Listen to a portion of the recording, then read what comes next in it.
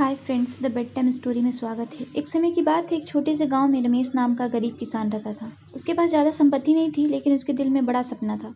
रमेश हमेशा सोचता वो कैसे अपने परिवार को गरीबी से निकाल कर एक अच्छा जीवन दे सके। हालांकि उसके पास संसाधनों की कमी थी, फिर भी वह मेहनत और समर्पण में विश्वास करता था। रमेश की ज़मीन उपजाऊ नहीं थी, लेकिन उसने हार नहीं मानी। उसने तय किया कि वह अपनी ज़मीन को उपजाऊ बनाएगा और उसमें खेती करेगा, अपने जीवन में बदलेगा।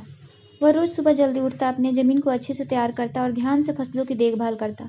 गांव के लोग अक्सर उसका मजाक उड़ाते, क्योंकि उन्हें लगता था कि उसकी जमीन में कुछ नहीं उग सकता। धीरे धीरे समय बीतता गया और रमेश की मेहनत धीरे धीरे रंग लाने लगी। उसकी फसलें बेहतर होने लगी और एक दिन वह समय आया जब उसकी फसलें पूरे गाँव में सबसे अच्छी हो गई। अब वही लोग जो पहले उसका मजाक उड़ाते थे, उसकी प्रशंसा करने लगे। रमेश की सफलता गांव भर में फैल गई और लोग उनसे लेने लगे कि वह कैसे इतना सफल हुआ। एक दिन गांव के मुखिया ने रमेश से पूछा, तुमने कैसे इतनी मुश्किल परिस्थितियों में हार नहीं मानी और सफलता प्राप्त की? रमेश ने मुस्कुराते हुए कहा, सपना देखना आसान होता है, लेकिन उसे साकार करने के लिए मेहनत और धैर्य की जरूरत होती है। मैंने सिर्फ यह सोचा कि अगर मैं मेहनत करता रहूंगा तो एक दिन सफलता तो जरूर मिलेगी। रमेश की कहानी से हमें यह सीख मिलती है कि चाहे परिस्थितियां कितनी भी कठिन क्यों ना हो, अगर हम अपने सपनों पर यकीन रखें और लगातार मेहनत करते रहें तो सफलता निश्चित रूप से मिलेगी। हमें कभी हार नहीं माननी चाहिए, क्योंकि हमारी मेहनत और धैर्य ही हमें मंजिल तक पहुंचाती है। इस कहानी से हमें प्रेरणा कि ज़िंदगी में मेहनत और धैर्य उम्मीद को बनाए रखें और अपने सपनों को साकार करने की दिशा में निरंतर प्रयास करते रहें।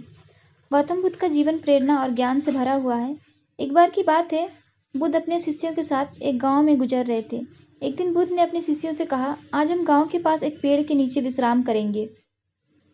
जब वह वहां पहुंचे तो बुद्ध को एक किसान मिला जो बहुत चिंतित और परेशान दिख रहा था।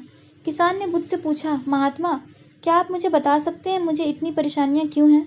मैंने कड़ी मेहनत की, लेकिन फिर भी मेरे जीवन में सुख नहीं है। मेरे पास बहुत से खेत हैं, पर कभी बारिश नहीं होती, मेरी फसल खराब हो जाती है। कभी कभी बहुत अधिक बारिश हो जाती है, जिससे फसल बर्बाद हो जाती है। और अगर मेरी फसल अच्छी होती तो मेरी पत्नी और बच्चे मुझसे खुश नहीं रहते। मुझे समझ नहीं आता कि मैं क्या करूं।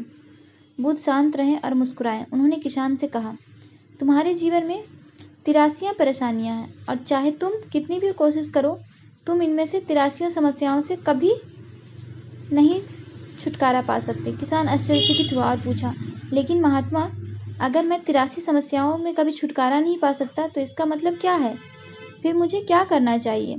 बुद्ध ने शांत स्वर में उत्तर दिया, तुम्हारी 84वीं समस्या यह है कि तुम सोचते हो कि तुम्हें कोई समस्या नहीं होनी चाहिए।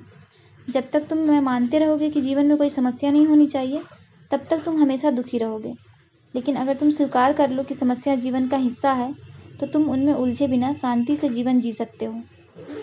यह सुनकर किसान को गहरा एहसास हुआ। उसे समझ में आया कि उसकी समस्याओं का कारण केवल उसकी सोच थी।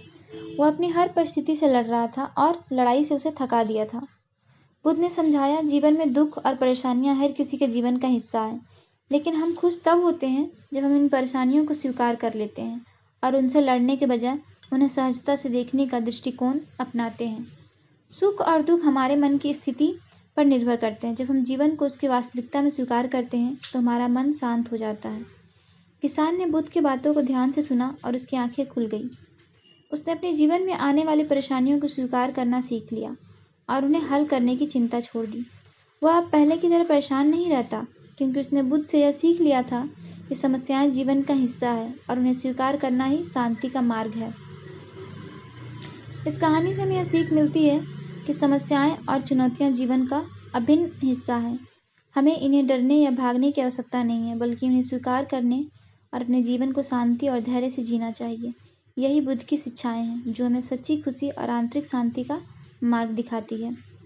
स्टोरी अच्छी लगी हो तो लाइक एंड सब्सक्राइब करें। मिलते हैं अगले स्टोरी में, तब तक के लिए धन्यवाद।